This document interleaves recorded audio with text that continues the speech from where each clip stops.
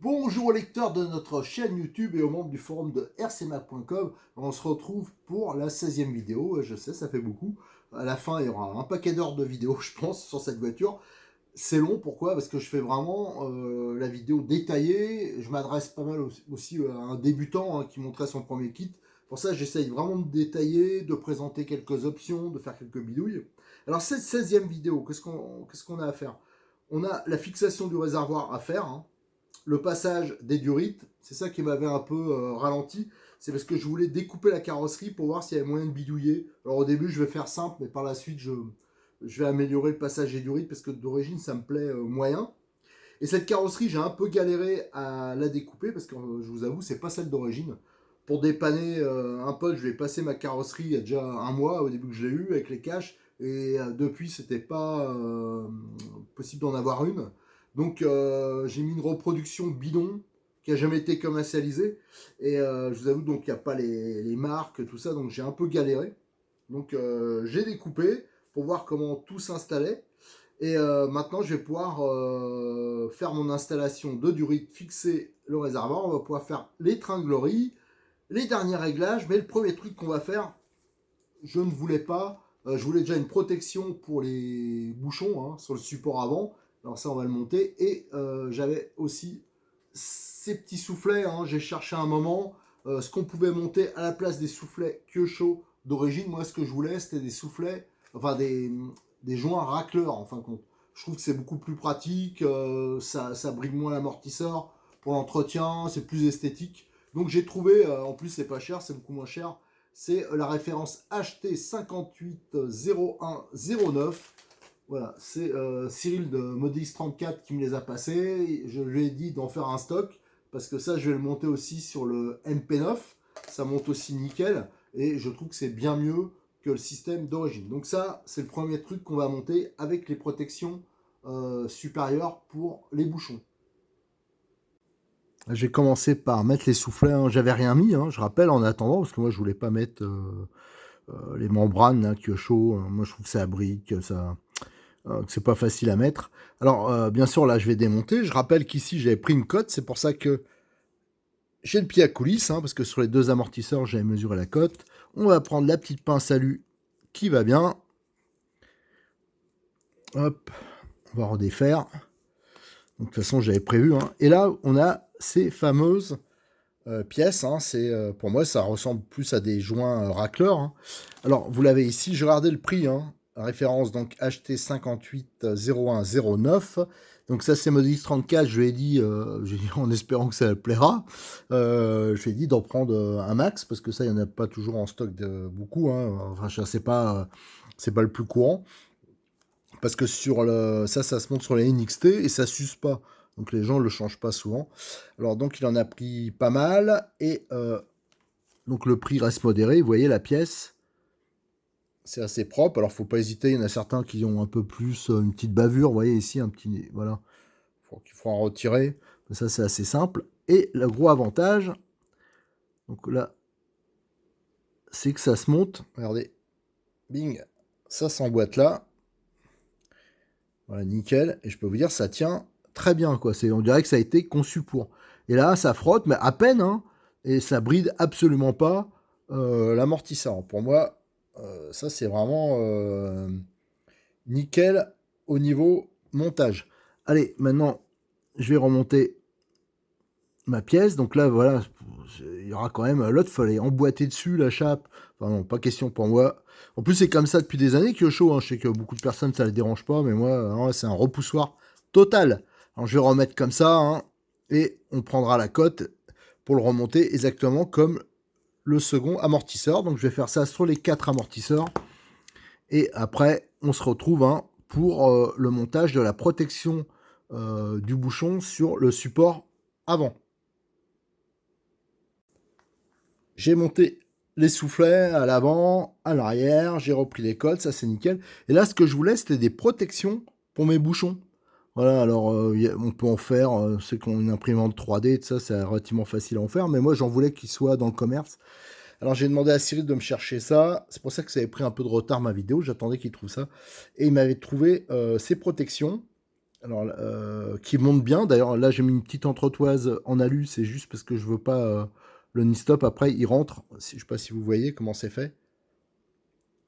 Voilà, il y a un logement, et si on serre le knee-stop direct, bah, il se plonge au fond, et en fin de compte on peut plus le serrer correctement, donc j'ai mis une petite entretoise en alu, et ça se monte comme ça,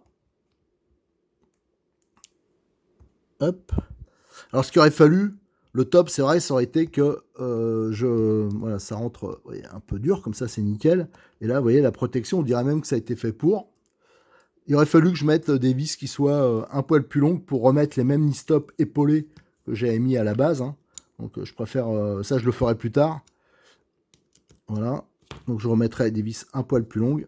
Et vous voyez, ça s'emboîte bien. Et surtout, ça offre une très bonne protection. Donc comme ça, je vais pas abîmer, enfin ça va limiter, c'est plus, pas trop le support, sauf si c'était fixé vers l'extérieur, mais là ça va surtout éviter d'abîmer le bouchon. Et on sait, les bouchons ils morflent pas mal, hein, sur les voitures, quand on fait des gamelles. Alors je vais pas dire que j'en fais pas de gamelles, ça serait trop beau, voilà. Et donc là la protection va être très bonne. Le problème de cette pièce, c'est Cyril m'en a trouvé un sachet. Le problème c'est que c'est pas donné.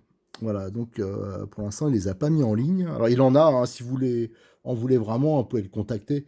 Mais pour l'instant, il a pas mis en ligne parce que le prix lui plaît pas. Voilà, c'est ça. C'est vrai que pour une petite pièce comme ça, je me rappelle plus le prix, mais c'est facilement 14 euros ou 15 euros, je crois, la paire. Voilà, donc il cherchait un moyen de voir s'il pouvait en faire fabriquer. Alors, il a tenté d'en faire faire, on lui avait dit, oh, mais pas de problème, je te les fais en 3D. On a fait tester sur une autre voiture, hein, un gars, il les a très rapidement abîmés. Tant que ceux-là, ils ont été déjà testés sur un MP9 notamment, et vraiment, ils bougent pas, quoi. C'est vraiment très solide. Voilà, bon. Allez, maintenant, on va passer au montage, hein. Comme je l'avais dit, le réservoir, je voulais le monter vraiment à la fin pour pouvoir régler parfaitement l'entredent, faire le montage du résonateur sans problème. Donc, on va monter maintenant définitivement le réservoir. Pour la fixation du réservoir. Alors donc normalement c'est des vis, c'est pas les bonnes, je vous montre, hein. C'est des vis 3,16 je crois ou 3,15 en tête bombée qui sont utilisées. Moi je préfère utiliser ce type de visserie, hein, les mêmes que j'ai utilisées pour les fixations de cerveau, hein, je rappelle. Là, voilà, donc c'est des têtes bombées, pareil donc d'origine, mais inoxydables et avec une rondelle intégrée. Donc je trouve qu'il y a un meilleur appui. Voilà, ça c'est le genre de vis que j'apprécie particulièrement. Alors, je vous donne la référence si vous êtes intéressé. Alors toujours, hein, c'est de la visserie qui vient de Modélisme 34. Là, il vient de rajouter d'ailleurs au moins une quinzaine de références, de nouvelles. Il y en a plein encore à rajouter. C'est la référence 1505. Donc c'est du 3,16. Il y en a une que j'ai mis déjà en place. La deuxième, là, côté évacuation. Hop. En espérant... Ah, voilà, on tape partout. Je vous dis, hein, j'ai le téléphone qui est juste devant moi, donc on a vite fait de le taper. Et en plus, je vois rien en prime. Voilà. Donc là, on met la vis. Donc là, sur le caoutchouc, voilà, moi je préfère largement ce montage parce que vous le verrez, surtout sur les photos, le caoutchouc, il appuie bien sur quasiment toute la largeur. Euh, enfin, du plan, la rondelle, ouais, appuie sur toute la largeur du caoutchouc. Et je préfère largement ce type de montage. Voilà, bon, maintenant il reste à peaufiner au niveau réglage. Voilà, mais là, c'est nickel. Allez, maintenant, ce qui va me rester à faire, c'est de brancher toutes les durites. Donc, notamment, je vais réorienter euh, l'arrivée d'essence, là. Et voilà, pour l'avoir de ce côté-là. Et après, ce qui m'embête un peu plus, c'est la pressurisation. Mais ça, je pense que je verrai à la fin. Alors, au début, je voulais le fixer ici. Je voulais faire une petite platine en Alexandre. Mais j'ai vu avec la carrosserie, en fin de compte, il n'y a pas beaucoup de place, là. Donc ça m'embête un peu. Donc ça, je le verrai un peu plus tard. Là, ce qu'on va faire, c'est le montage de la commande de direction. Avec un beau petit palonnier alu. Alors, les extraits de la notice numéro 59 et 60, alors ça, c'est le montage du palonnier de direction et de sa biellette de commande. Pour l'étape 59, donc c'est le montage de la commande de direction hein, entre le palonnier et le sauve-cerveau. On retrouve des rotules en acier de 5,8, un pas inversé de 3 et qui a l'avantage d'être en standard hein, au niveau de la clé hein, pour le réglage, c'est du 5,5. Donc ça c'est pas mal, j'aime bien parce que on n'a pas besoin d'acheter un outillage spécifique, hein, ça se trouve dans n'importe quel magasin d'outillage. Et là, je l'ai déjà monté hein, pour gagner du temps parce que j'en avais une deuxième. Et les rotules, elles sont parfaitement libres, donc ça, c'est très bien. Alors, par contre, il n'y a pas de cote ici qui est indiquée sur la notice. Je vous l'indiquerai quand j'aurai fait le réglage final hein, pour donner une base. Mais là, je l'ai pré-réglé à l'œil, donc il y a encore un peu de boulot. Allez, on va passer à l'étape 60. Alors, pour cette étape 60, c'est le montage de la biellette de direction sur le palonnier et le montage de l'ensemble sur la voiture. Alors d'origine, vous avez une grappe comme ça. Alors ici, vous avez les différents types de palonniers. Vous voyez, il est un peu spécifique, d'ailleurs on y reviendra, pour le gaz-frein. Et ici, ceux de la direction. Alors en plastique, on pourrait dire, bon, ça va tenir, tout ça. Moi, je préfère mettre en alu directement. Tiens, à noter d'ailleurs que sur certaines voitures, il y a pas mal de voitures où me disent 34, il offre le palonnier. Là, il l'a pas fait pour le MP10, tout ça, parce qu'on n'avait pas, comme j'avais pas fait le montage, mais je pense qu'après, il l'offrira quand je leur ai dit le palonnier qui va bien. Alors, à chaque fois, alors, par exemple, pour le Neo, il l'offre, pour le MP9 aussi, et c'est à chaque fois avec le choix des couleurs dans sa gamme. Alors, il a une gamme assez importante de palonniers. J'en ai pris quelques-uns pour vous donner une idée. Alors, ici, vous avez le palonnier d'origine en plastique. Hein. Ici, il y a les versions alu verrouillables. Alors, ceux-là, ce qui est pas mal, hein, c'est qu'ils sont pas très chers. Ils sont à 5 €. Alors pourquoi s'en priver hein? C'est valable, c'est dans pas mal de couleurs. C'est ceux, je crois, qui sont livrés avec les Neo et les MP9. Là, je le dis de mémoire. Ça, c'est des palonniers, j'ai testé dessus. Ils vont aussi, hein, tout ça, c'est une histoire de hauteur. Hein. Par exemple, là, je monte en même temps mon Evo 4 hein, de chez Obitech. Ben, c'est pas ce genre de palonnier ne va pas. C'est des palonniers plus hauts qui vont. Voilà, ça dépend vraiment des voitures. Et moi, ça, c'est les palonniers que j'ai choisis. Alors, s'il y en a qui sont intéressés, je vais par exemple vous donner la référence. Hein. Ça, c'est M416 pour celui-ci, qui est en plusieurs couleurs. Je crois qu'il y a 3 couleurs. Moi, je l'ai pris en noir. Et cela, c'est un peu plus cher de la gamme, il va à 8 euros. En gros, ça vaut entre 5 et 8 euros, hein, sa gamme de palonnier. Et donc, il est verrouillable, hein, vous avez une petite vis de 2 ici. Voilà, et je l'ai choisi pourquoi? Parce que déjà, il va impeccable dessus. Je le trouve joli, et comme ma voiture, j'ai fait un petit look carbone, tout est en noir et compagnie, je pense que ça ira très bien. Allez, voilà, on va pouvoir monter donc la biellette dessus. Et là, j'ai changé comme d'habitude, hein, il faut 2 vis sur la notice et des 15, hein, 3x15 tête fraisée. Ben là, j'ai sorti des 3x16 en version inoxydable. Donc, si côté sauf cerveau, ça va aller nickel, faudra quand même regarder côté palonnier, hein, parce que bien sûr, tout ça, ça dépend de son épaisseur. Est-ce qu'il faudra, pour que ça tire bien droit, on sait jamais, mettre une petite cale en dessous? Je vais voir. Je vais faire un montage à blanc. Déjà, le premier truc, je vais monter la biellette à blanc, et après, je ferai pareil, un montage à blanc sur la voiture. Pour cette étape 60, donc le montage de la commande sur le palonnier et après le montage de l'ensemble sur la voiture. Donc, comme j'ai dit, j'ai changé la vis d'origine hein, de fixation, les deux, mais d'ailleurs, qui sont des 3,15 tête fraisée. Je les ai mis en 3,16 inoxydable. Et j'ai un gros stock là, de petites rondelles de calage en alu, différentes épaisseurs. Ça va me servir parce que si on garde la vis d'origine, je trouve que ça dépasse pas mal. Hein. Une fois qu'on a serré le knee-stop, j'ai fait un montage à blanc. Bon, je trouve pas ça très esthétique. Et en plus, je trouve que la biellette, elle tire pas hyper droit. Donc autant la descendre à max. Donc là, ça je l'ai fait. J'ai fait un petit montage à blanc. Une cale de 2, une cale de 1. Alors elles sont pas toutes la même couleur parce qu'en fin de compte, à force d'en faire de la RC depuis le temps, j'ai un stock, une boîte, il y en a plein, et il n'y en a pas une seule de la même couleur, j'aurais voulu des noirs. Mais si vous en avez besoin, moi je vous conseille, de toute façon, dès que mon stock va diminuer, je vais me prendre ça. Il y a T-Works, voilà, il y a 2 exemples. Pareil, ça je les ai pris chez Cyril dans 34 juste pour montrer. C'est en plein de couleurs, en plus de 3, 4 mm. Vous voyez, oui, il y a du 0,5, du 0,75, 1, 2, 3 et 5 mm. Alors avec ça, ça permet vraiment de faire des calages précis. Ça, je trouve que c'est indispensable dans des caisses de terrain. Alors, il y a plusieurs couleurs. Donc voilà, Anti-Works. Allez, je vais le monter ici. Bon, il n'y a pas grand suspense parce que je l'ai monté à blanc, là, je l'avoue. Parce qu'il fallait que je regarde sur la voiture. Déjà pour le palonnier, hein, s'il était bien adapté. Et surtout pour voir comment faire tirer la commande. Alors, moi, j'aurais bien descendu encore un peu plus. Voilà. Et là, on va pouvoir mettre le knee stop. Moi, ce que je voulais surtout, c'est que le filetage, il dépasse pas comme un malade, hein, comme avec la vis d'origine. Quand j'ai essayé, c'est vrai que c'était un peu... voilà. Hop. On va serrer là. Tac, tac, tac. Voilà. Nickel.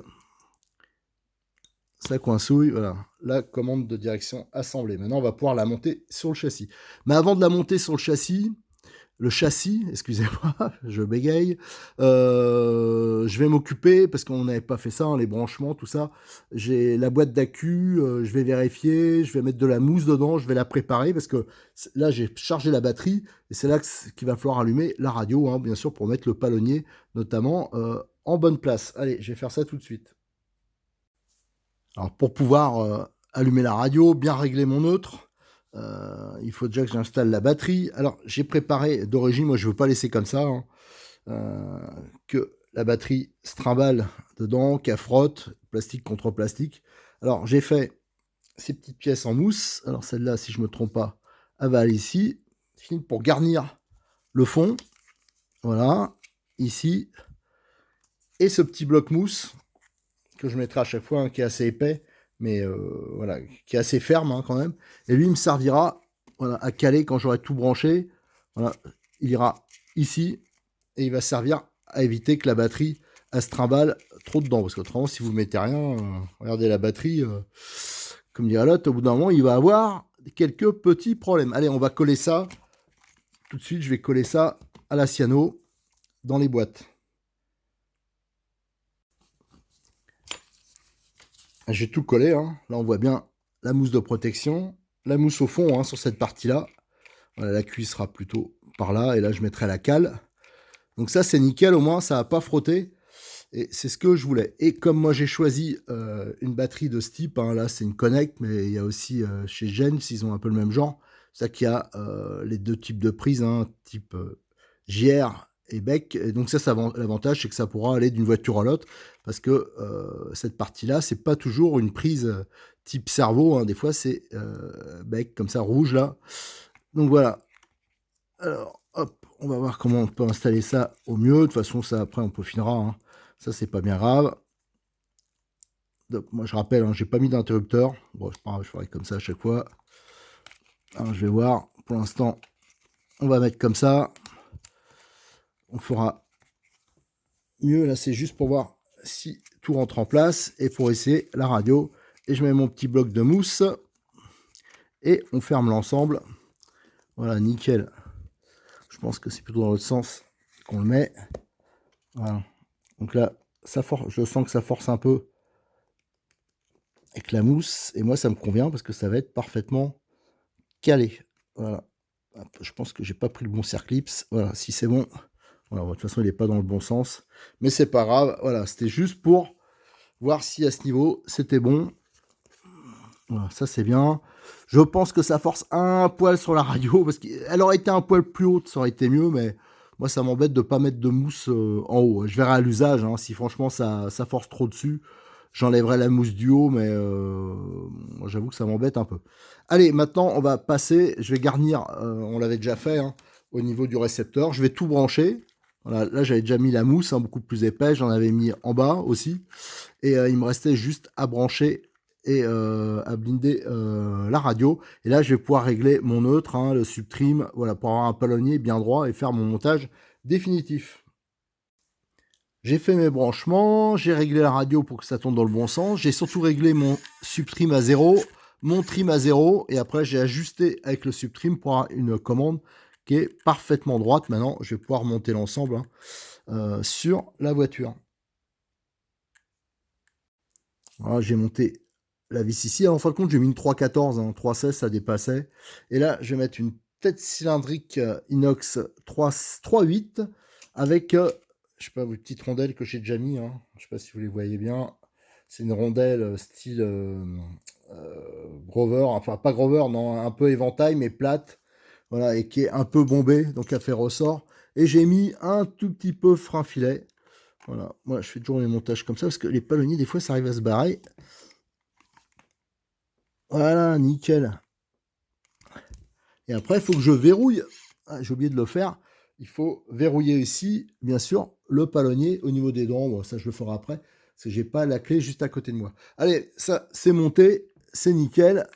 Donc maintenant, après, il faudra juste que je vérifie quand sera fini la longueur de la biellette, là, hein, pour que ça tire parfaitement droit. On voit, là, la biellette, elle est plus basse, donc là, ça tire un peu plus droit aussi. Enfin, je veux dire, il faut que ça soit parallèle, hein.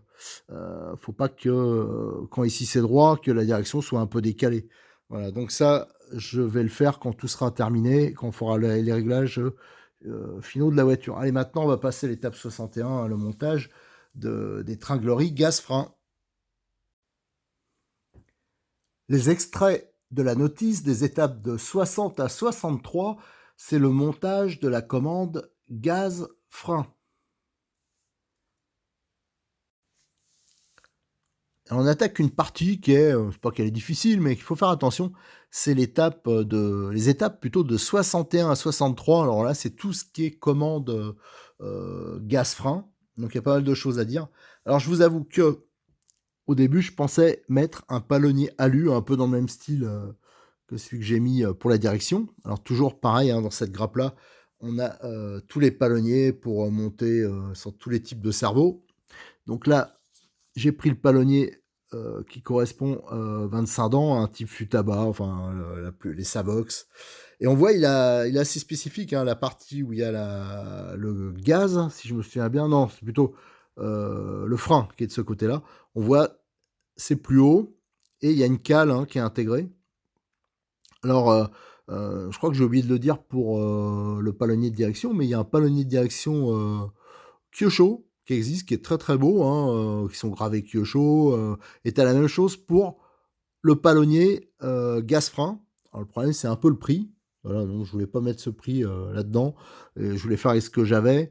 Mais autrement, si vous voulez vous faire plaisir, il y a vraiment des beaux palonniers chez Kyosho. Alors moi, j'ai voulu monter, au début, j'ai regardé cela. Mais bon, il y a une histoire. Le problème, c'est les trous. Là, c'est du 3 mm, c'est fileté à 3. Là, on voit que le montage, il est prévu avec des vis de 2, de 2,5. Donc, je voulais monter le noir, là. Donc ça, je verrai après, hein. Peut-être que je modifierai au niveau des coulisseaux. Mais pour l'instant, je vais faire le montage d'origine. Et après, j'avais trouvé celui-là. Ça, c'est une nouveauté de chez Cyril, hein, de Modis 34. Et donc, il a l'avantage qu'il était décalé. Et en plus, il a le même look que mon palonnier à l'avant, hein, noir, biseauté, je trouve très bien. Il est verrouillable. Donc, ils sont très bien, ceux-là. Sauf que, pareil, c'est du 3 mm, hein, les perçages.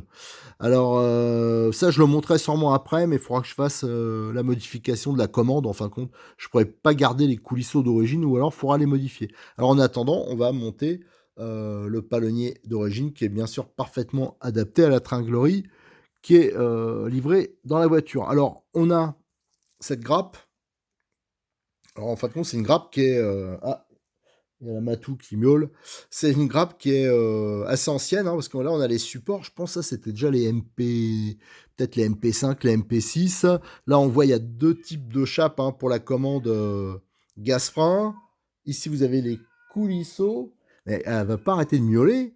Je sais pas si on l'entend, mais bon. Et là, vous avez les petites bagues, donc qui sont arrondies, hein, donc qui viennent prendre appui sur les commandes de frein. Voilà, comme ça arrondi, ça permet, quel que soit l'angle, voilà, ça permet de bien tirer, quel que soit l'angle de la tringlerie. Donc ça, c'est Kyosho qui avait inventé un peu ce système-là, hein. Donc c'est pour ça que je vous dis, c'est leur commande de tringlerie, leur grappe là, elle existe depuis quasiment la nuit des temps. Et vous voyez ça, c'était une rallonge qui se montaient avant, pareil, hein, je pense les MP5, peut-être les Infernaux même, qui se mettaient au bout du palonnier, hein, pour le rallonger. Voilà, donc j'ai dégrappé les pièces qu'il nous fallait. Il y a même des petites cales intermédiaires en plusieurs épaisseurs qui permettent de rehausser Alors ça, faudra voir une fois que ça sera monté sur la voiture, qui permettent de rehausser, les coulisseaux, voilà. Ici, on a les ressorts, ça c'est pour la commande frein, là on a pour la commande gaz. Ici, on a, l'étranglerie, la visserie, hein, qui est en 2 et en 2,5. Ici, on a les bagues. Alors ça pareil chez T-Work, si vous voulez vous mettez voilà, vous voulez mettre de la couleur, vous trouverez plein de couleurs de coulisseaux différents. Voilà, ici c'est les molettes, ça c'est Kyosho pareil qui a inventé ça. C'est pour le réglage du frein. Ouais, c'est molleté et ça permet de régler son frein indépendamment entre l'avant et l'arrière. Donc ça, c'est assez pratique. Alors bon, c'est difficilement faisable en vidéo, le montage de l'ensemble. Donc je vais tout monter dessus et après je vous le montrerai, hein. C'est assez simple, c'est plus facile à comprendre, je trouve, une fois que c'est monté, que de vous montrer, ça va être long. Mes doigts, ils vont tout cacher, ça va pas être fantastique. Allez, je vais monter ça, la commande, et après je reviens vous voir. Alors, j'ai monté toute la commande, hein. Donc il faut s'assurer bien sûr que tout est parfaitement libre. Ici, j'ai serré. Alors le principe, c'est qu'ici, n'inversez pas, hein. Il y a un des coulisseaux où c'est traversant, hein. Voilà, ça c'est pour la commande gaz-frein. Les deux autres, bien sûr, qui sont ici, on vise dedans. Voilà. Vous avez la molette ici qui permet de desserrer ou de resserrer. D'ailleurs, c'est un peu dur à la base. Bon, on verra. Mais de le régler sans démonter ou défaire la bague. Parce que bien sûr, c'est moins précis. Là, on va pouvoir être vraiment précis sur le réglage. Alors moi, je l'ai fait à fleur ici. Voilà, il faut s'assurer que c'est parfaitement libre, mais que ça soit suffisamment serré, parce qu'autrement, ici, il va avoir pas mal de jeux. Voilà, donc c'est pour ça que par la suite, moi, je ferai un montage différent, parce que c'est bien, mais ça me plaît pas quand même. Voilà, je pense il y a moyen de faire mieux. Et là, on voit bien le système, hein, le petit ressort, et ici, le petit coulisseau qui est arrondi, ce qui permet, dans l'intringlerie, voilà, quel que soit l'angle, ça va tirer bien droit, ça va pas se mettre un peu de travers, hein, si c'était... Alors ça, c'est pareil, je crois que c'est une invention de chez c'est Kyosho qui avait sorti ça en premier, hein, l'étranglerie comme ça, avec le petit coulisseau arrondi. Voilà. Avant, c'était souvent une simple rondelle plate qui était mise là. Alors, vous imaginez bien, quand il y avait de l'angle, bah, ça tirait pas, c'était pas optimum. Allez, donc l'ensemble, maintenant, on va le monter sur la voiture et on va le régler. Alors là, il y avait deux types de chapes possibles, hein. C'est cette chape-là. Voilà, ce modèle-là, l'autre, je vois pas sur quoi ça peut monter. C'est vraiment parce que c'est les anciens, voilà, on le voit ici. Ça, c'est vraiment les trucs très anciens. Vous pouvez monter ce type de chape, donc voilà. C'est cette chape-là qu'il va falloir monter. J'ai failli mettre celle qui était livrée avec mon moteur, parce qu'il y avait une chape, hein, avec le Nova aussi. Mais bon, pour l'instant, j'ai laissé celle-ci. Allez, maintenant, allez, place au montage sur la voiture. Voilà, j'ai fait le montage de l'ensemble sur la voiture. Donc il a fallu que je règle bien sûr la position de la commande du boisseau, hein, pour que ça soit parfaitement droit. Je rappelle que j'avais mis un petit ressort de rappel, hein. C'est une petite option qui est vendue par Model X34 que je monte sur toutes les voitures. Je trouve qu'il y a un meilleur retour ralenti, ouais. Et surtout, ça permet, en cas de problème, quand même, ça permet de faire un petit rappel du boisseau. Et là, j'avais juste démonté le support pour le filtre à air, juste pour qu'on voit bien, hein, sur les images et pour faire les photos. Voilà. Donc j'ai fait le montage. Là, j'ai mis une vis tête bombée avec la rondelle intégrée, un peu comme j'avais mis pour les fixations de cerveau. Et là, j'ai fait mes réglages de course, hein, pour qu'il reste toujours un peu. Là, voilà, il reste un peu de course. Comme ça, le cerveau, il force pas. Et côté frein, par contre, là, le réglage, il est un peu plus difficile de le faire comme ça. J'ai essayé de régler ça au mieux. J'ai laissé du jeu. Et après, on va peaufiner avec les molettes. Une fois que la voiture va sera entièrement montée, qu'il y aura les roues, on pourra régler un peu la prépondérance. Et après, le reste, ça se fera sur la piste. Allez, bah, qu'est-ce qu'il me reste à faire en fin de compte? Je vais remonter. Ah, vous voyez, ça me plaît moyen. Regardez là. Ça tape dans la durite. Alors ça, il va falloir que je regarde comment faire. Alors ça, c'est... ça m'embête ça. Ça m'embête. Et ça me plaît pas. Donc je vais regarder un peu sur la voiture comment je peux faire. Mais si je fais comme ça... Bon, bah, je regarderai après. Mais en tout cas, vous voyez, Tout ça, faut y faire attention. Là, si je laisse comme ça, c'est sûr que la durite, elle va rapidement percer. Pourtant, j'ai monté plus ou moins comme deux boîtes. Alors, je vais voir s'il faut le surélever un peu. Ou alors la durite, si je la fais passer. C'est vrai que pour le passage des durites, c'est quand même pas si simple de faire un truc méga propre. En tout cas, là, tout marche. Voilà, maintenant, il faudra que je règle juste les fins de course aussi pour la direction, pour pas que ça force. Alors, qu'est-ce qu'il me reste à faire? Il reste à monter l'aileron, à peindre la carrosserie, à monter le filtre à air, hein, donc le support, là, je vous dis que je l'ai retiré, et les durites juste à peaufiner. Donc on n'est pas loin de pouvoir aller tourner. Allez, on finit là-dessus notre vidéo. Sur la prochaine vidéo, donc, j'aurai peaufiné là, les histoires de durites. On aura monté les roues, on va monter les roues, régler la géométrie, et on va monter le filtre à air. Et après, il restera plus qu'à roder et à aller tourner. Allez, je vous remercie. À bientôt sur notre chaîne YouTube et sur le forum de rcmac.com.